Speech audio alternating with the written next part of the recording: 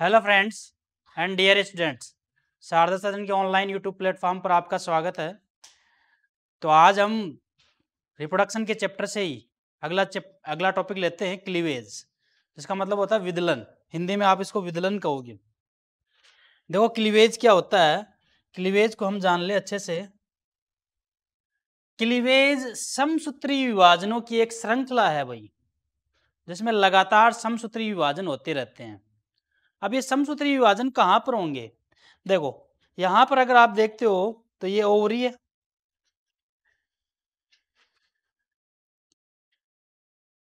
ये ओवरी है, ओवरी से ओवम निकला, ये एम्पुला में पहुंचा, एम्पुला में जैसे ही पहुंचा तो इससे शुक्राणु अटैच हो गए, ये शुक्राणु अटैच हो गए इससे, ये ओवम है, ये शुक्राणु अटैच हो गए। अब जैसे ही शुक्राणु अटैच हो जाते हैं तो शुक्राणु का जो केंद्रक है वो अंडाणु केंद्र के साथ मिल जाता है।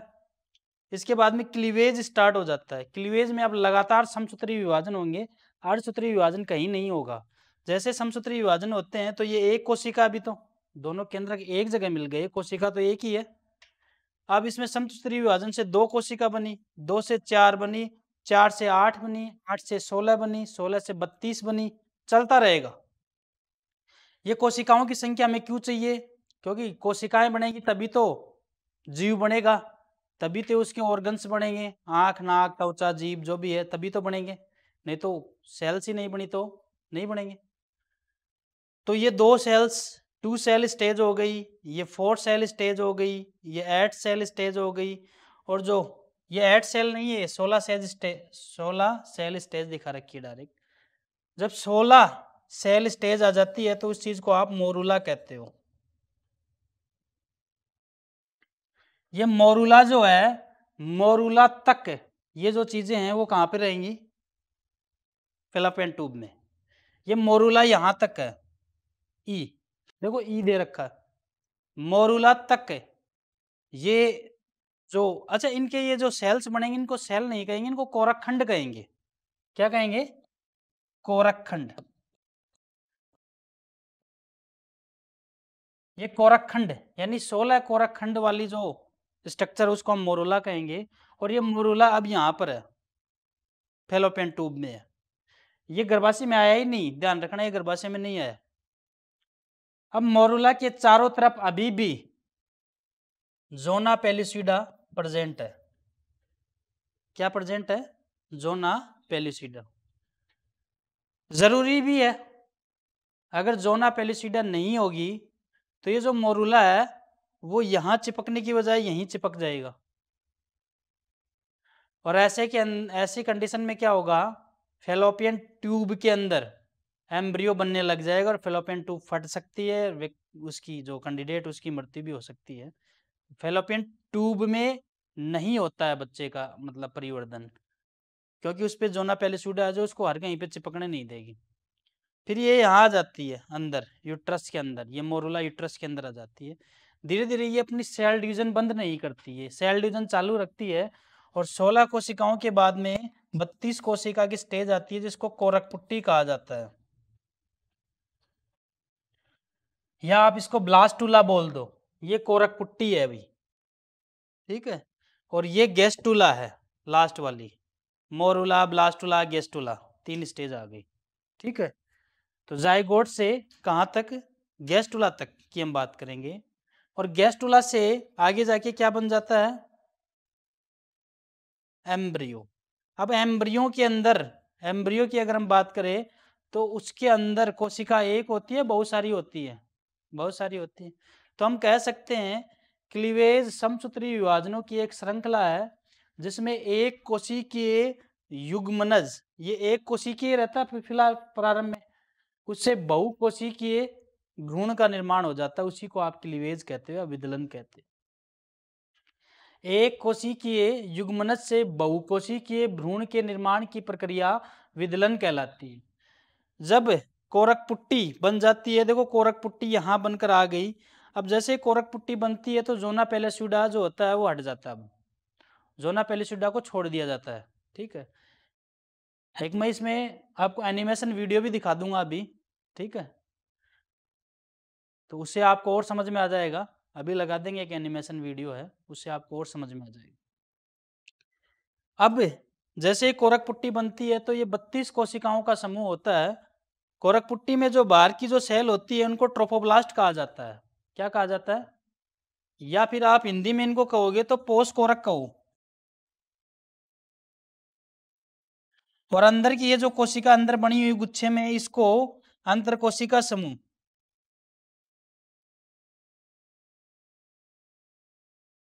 अंतर कोशिका समूह कहेंगे। क्या कहेंगे? अब ये जो है ना ट्रोफोब्लास्ट, ट्रोफोब्लास्ट ये एंडोमेट्रियम लेयर है, ये एंडोमेट्रियम लेयर है। इस एंडोमेट्रियम लेयर के साथ ये ट्रोफोब्लास्ट जुड़ जाती है, और एंडोमेट्रियम लेयर के अंदर ट्रोफोब्लास्ट जब जुड़ जाती है तो धीरे धीरे ये एंडोमेट्रियम लेयर इस कोरक पुट्टी को नीचे की तरफ जगह देता रहता है ऐसे, और जगह के कारण वो नीचे खिसकती जाती है, और ये जो एंडोमेट्रियम लेयर है ये उस कोरक पुट्टी के ऊपर से ऐसे कवर कर देती है। इस चीज़ को आप कहते हो अंतररोपण। रोपण हो गया। अब भ्रूण बनना स्टार्ट हो जाएगा। तो ये जो पोष कोरक है ये तो चिपकने में मदद कर रही है, साथ ही साथ आप बताओगे पोष कोरक का क्या काम हो गया? पोष कोरक का क्या काम हो गया भाई? एक तो ये एंडोमेट्रियम लेयर से चिपकती है, दूसरा प्लेसेंटा का निर्माण भी यही करवाएगी। प्लेसेंटा बहुत जरूरी चीज है। प्लेसेंटा बहुत इंपॉर्टेंट पार्ट है एम्ब्रियोलॉजी में। अंदर की जो अंतर कोशिका समूह है वो धीरे धीरे 3 भ्रूणीय उत्तकों में बदलेगी। एक तो एक्टोडर्म, मीजोडर्म, एंडोडर्म, ये तीनों कंप्लीट रूप से अलग अलग बॉडी के पार्ट बनाएंगे। ठीक है। अब एक्टोडर्म, एंडोडर्म, ये जो भ्रूणीय झिल्लियां हैं उनकी एक सेल होती है, स्पेशल सेल, जिसका नाम होता है स्टेम सेल।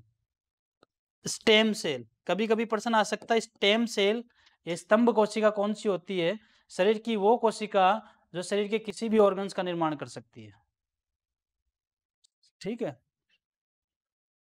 तो यहां तक बात हो जाती है, ऊपर से कवर हो जाता है। तो इस चीज को आप कहोगे क्लीवेज के अंदर ये सारी घटनाएं आ गई। नेक्स्ट हम बात करते हैं कि भाई सहग्रप्ता तथा भ्रूणीय परिवर्धन कैसे होता है। सहग्रप्ता और भ्रूणीय परिवर्धन कैसे होगा? भाई प्रेगनेंसी है और एम्ब्रियोनिक डेवलपमेंट है, वो कैसे होगा? तो जैसे ही कोरक पुट्टी इसके टच में आती है,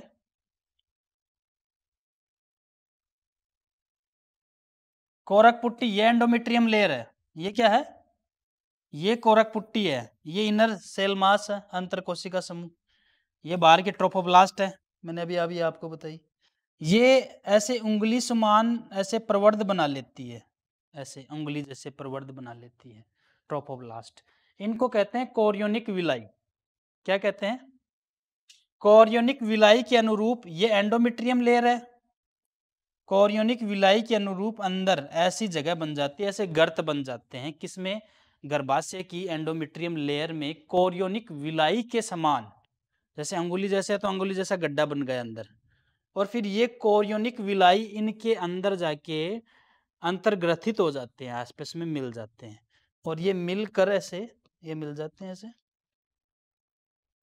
और मिलकर एक सेतु का निर्माण कर लेते हैं, एक संयोजन का निर्माण कर लेते हैं। इस संयोजन को आप कहते हो प्लेसेंटा। क्या कहते हो? Placenta is a very important part of embryonic development. अगर आपसे प्लेसेंटा के बारे में पूछा जाए तो आप यही डेफिनेशन दोगे कि जो कोरक पुट्टी है उसकी जो पोस्ट कोरक कोशिकाएं हैं उनमें कोरियोनिक विलाई बनती है, और ये जो कोरियोनिक विलाई है ये दे रखा, ये कोरियोनिक विलाई जो है वो किससे अटैच हो जाती है? एंडोमेट्रियम लेयर से अटैच हो जाती है। अटैच होकर एक संयोजन बना लेती है, एक सेतु बना लेती है, जिसको हम क्या कहेंगे? प्लेसेंटा। क्या कहेंगे? अब थोड़ा सा आपको ये याद रखना है कि प्लेसेंटा, देखो इस चीज को अच्छे से समझो, ये प्लेसेंटा बना है बच्चों, एम्ब्रियो तो यहां बन रहा है, क्योंकि मैंने क्या कहा, इनर सेल मास में। एम्ब्रियो कहाँ बनेगा? इनर सेल मास में। प्लेसेंटा यहां बन रहा है, तो ये प्लेसेंटा बन गया। ये प्लेसेंटा बन गया, ये लो प्लेसेंटा बन गया। लेकिन इसके पास एक ऐसी नाभि, एक रज्जु बनता है जिसको अम्बिलिकल कॉर्ड कहा जाता है, नाभि रज्जु कहा जाता है। तो जब बच्चा पैदा होता है तो उसके नाभि से जुड़ा होता है, उसको कट किया जाता है बाद में। तो ये जो होता है ना, बहुत सारे जो बच्चे होते हैं वो कंफ्यूज होते हैं और ये कहते हैं सर वो जो नाभि रज्जु होता है वही प्लेसेंटा होता है क्या? नहीं, वो प्लेसेंटा नहीं होता है। वो नाभि रज्जु होता है जो बच्चे की नाभि से जुड़कर कहाँ तक जुड़ा रहता है?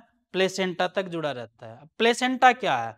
Placenta is the connection between mother and embryo, यानी ये इसका कुछ अंश मात्र उत्तकों से बना होता है तथा कुछ अंश इसका भ्रूण उत्तकों से बना होता है, दोनों का कॉम्बिनेशन होता है। समझ में आ गई बात? प्रेगनेंसी के 10 मिनट बाद में प्लेसेंटा बाहर आ जाता है। प्रेगनेंसी जब हो जाती है तो उसके 10 मिनट बाद में प्लेसेंटा बाहर आ जाता है।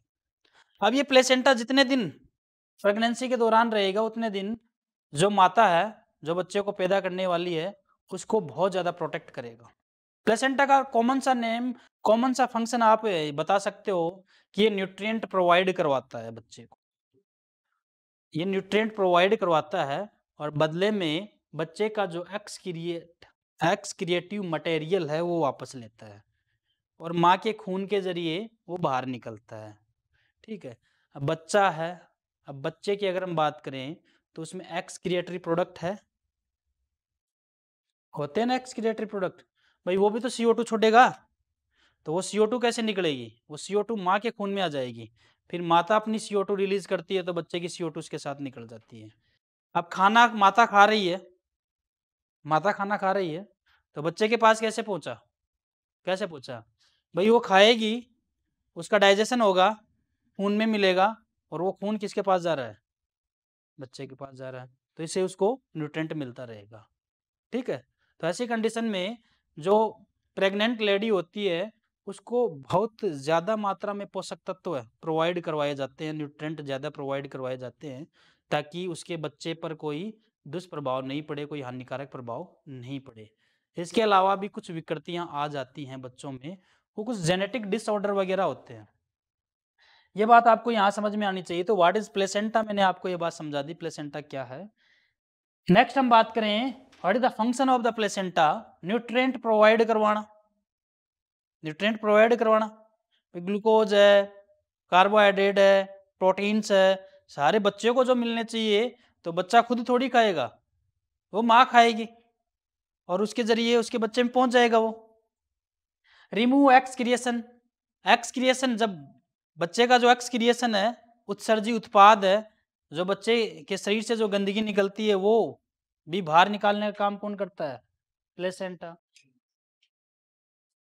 ग्लूकोज, IgG पैथोजेंस, ये कुछ बातें लिखी है, जैसे ग्लूकोज प्रोवाइड करवाना बच्चे को, है ना। एक एंटीबॉडी है, पहला एंटीबॉडी कौन सा है जो बच्चे को मिलता है? वो IgG एंटीबॉडी होता है। ये एकमात्र ऐसा एंटीबॉडी है जो प्लेसेंटा को पार करके आता है, ध्यान रहे आप, पहला एंटीबॉडी है।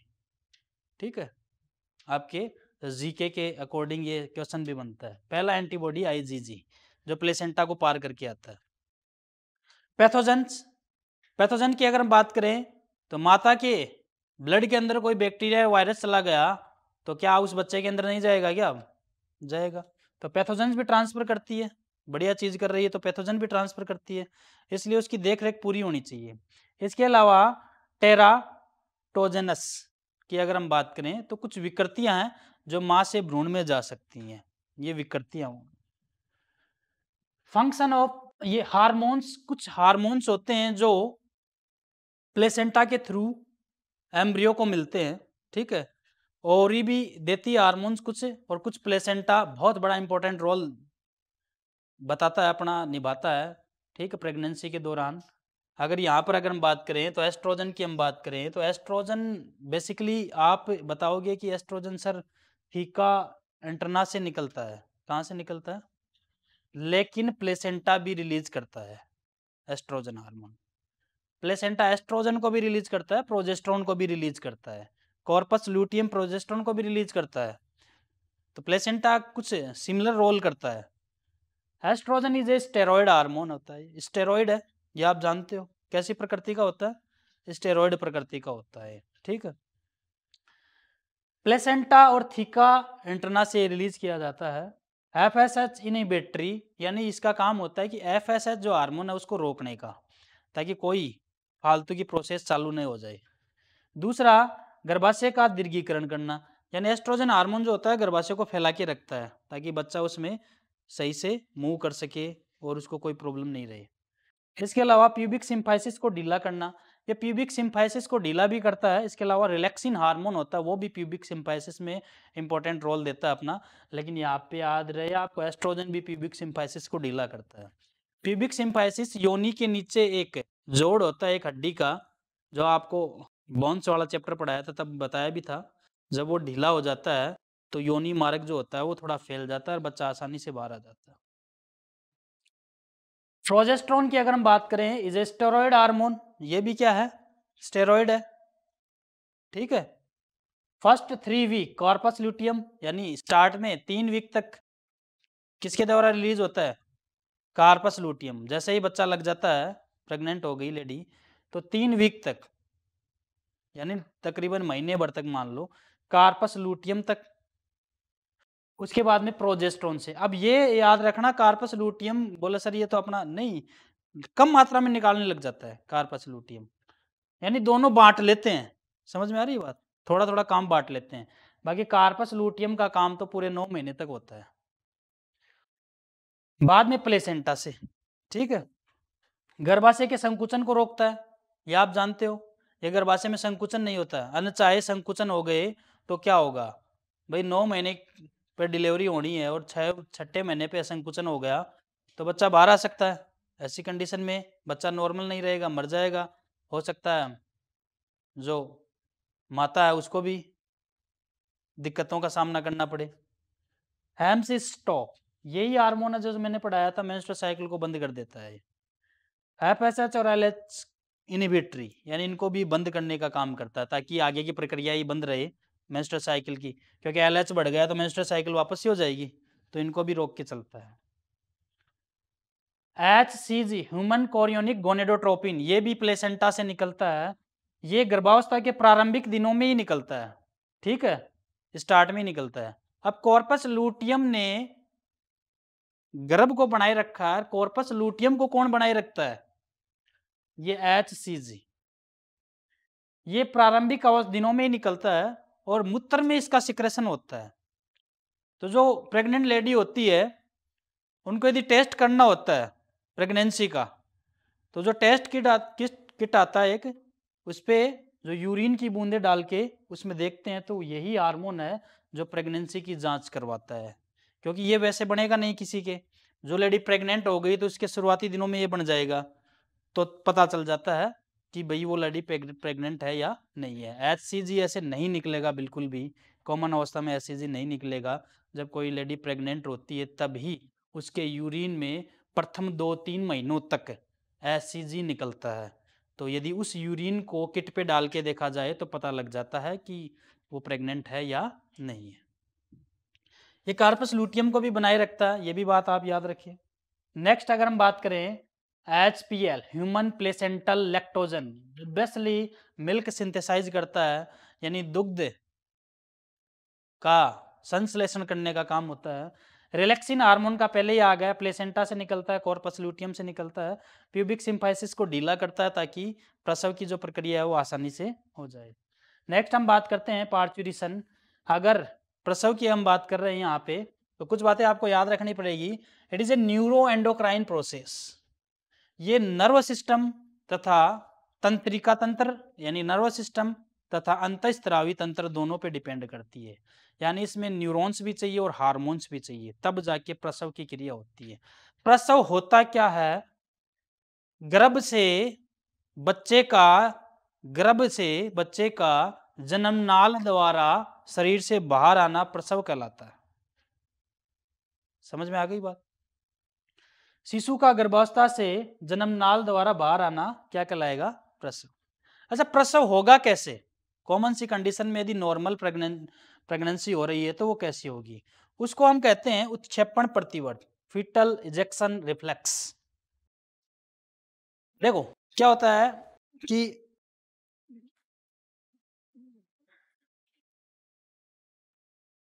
चलो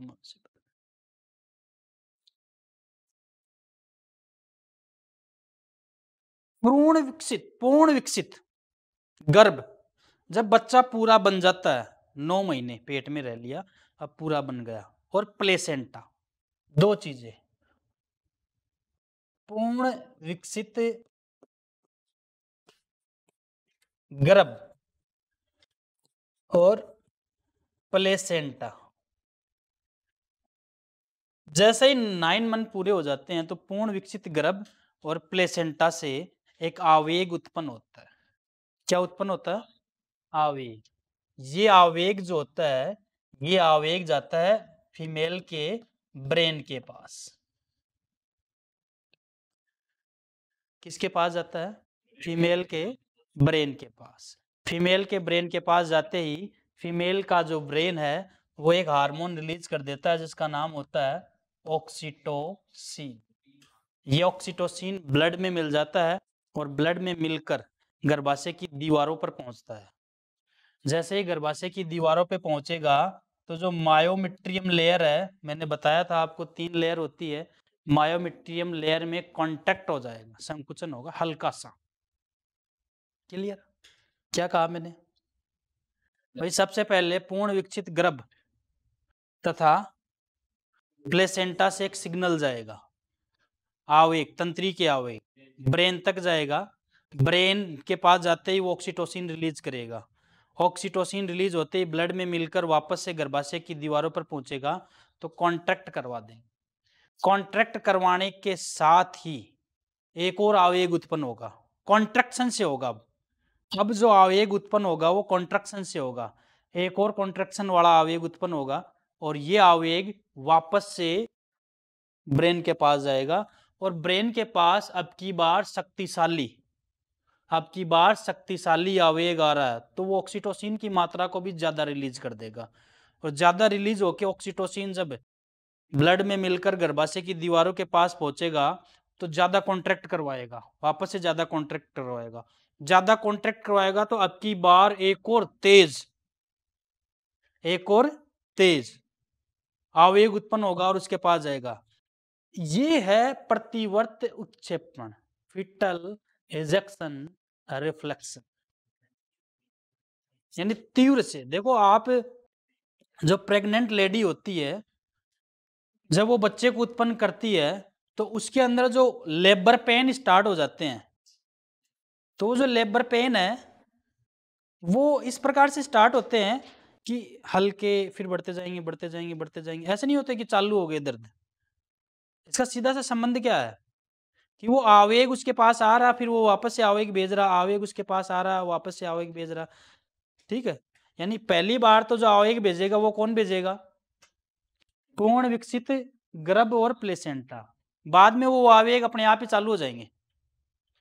इस चीज को आप कह रहे हो प्रतिवर्त उत्क्षेपण। क्या कह रहे हो? ठीक है। लेबर पेन क्या होता है? लेबर पेन का मतलब यांत्रिक या भौतिक रूप से फीमेल के इंटरनल पार्ट में पेन होना ही लेबर पेन है। जैसे गर्भाशय का संकुचन होना, बच्चे का मुंह करवाया जा रहा है, सर्विक्स का मुंह खुल रहा है, ठीक है, और बच्चे को पुश किया जा रहा है पीछे से, तो काफ़ी जो चीज़ें होती हैं वो लेबर पेन में आ जाएंगी। प्रसव पीड़ा, इसको आप क्या कहोगे? प्रसव पीड़ा। ये आपकी बात आ गई लेबर पेन की। अब हम बात करते हैं लैक्टेशन की।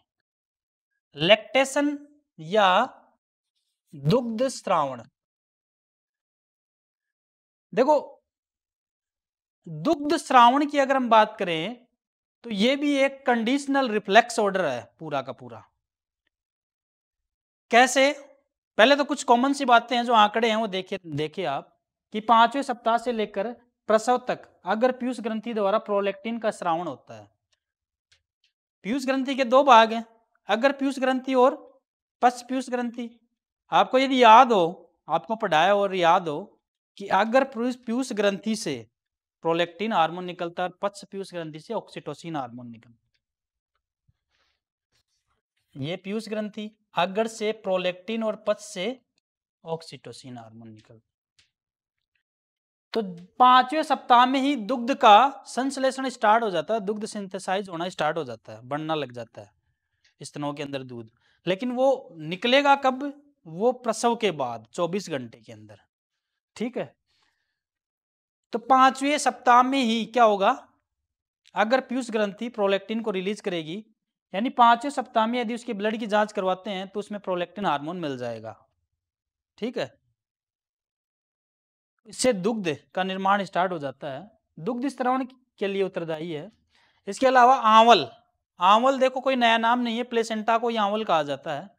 आंवल के द्वारा भी अधिक मात्रा में ह्यूमन कोरियोनिक, एक और हार्मोन आ रहा है सोमेटोमेमोट्रोपिन, ये भी क्या करता है? यहाँ पर दुग्ध स्त्रावण की प्रक्रिया में सहायता देता है।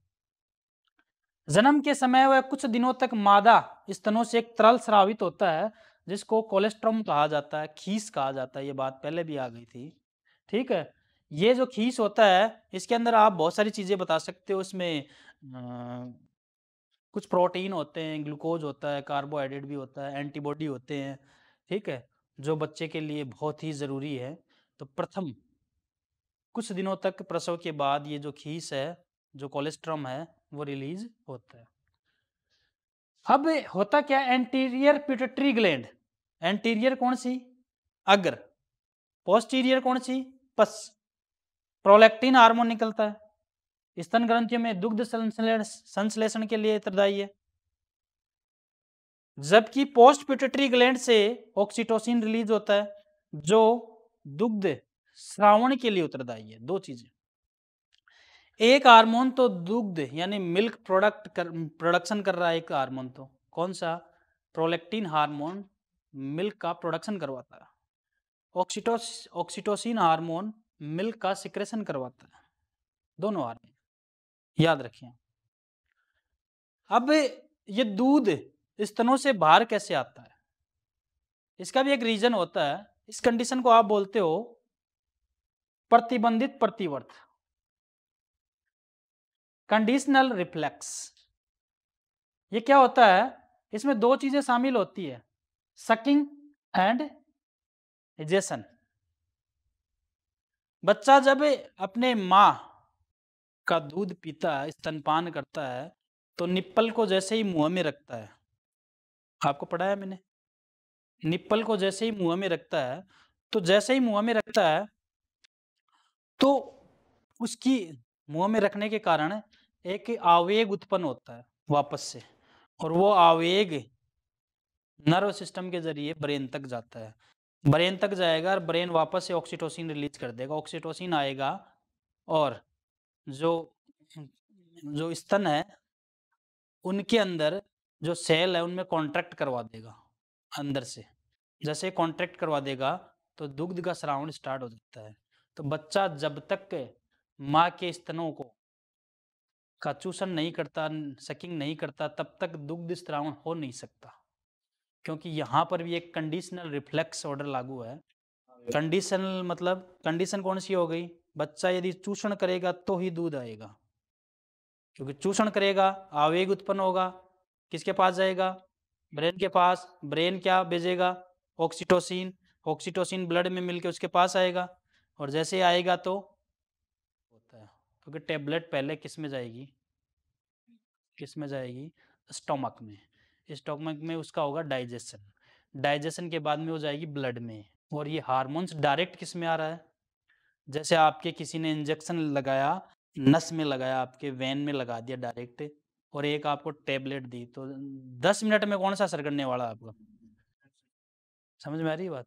तो डायरेक्ट ब्लड में आएगा, इसलिए कोई ज़्यादा टाइम नहीं लगता, 5 या 10 मिनट में दुग्ध स्रावण की प्रक्रिया स्टार्ट हो जाती है।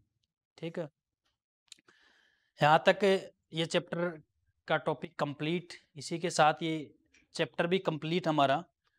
इसके नोट्स कुछ मैं लिखवा दूंगा, कुछ वैसे शेयर कर देंगे। ठीक है, इसको देखें और चैनल को सब्सक्राइब करें, ये आपका काम है। Thank you so much.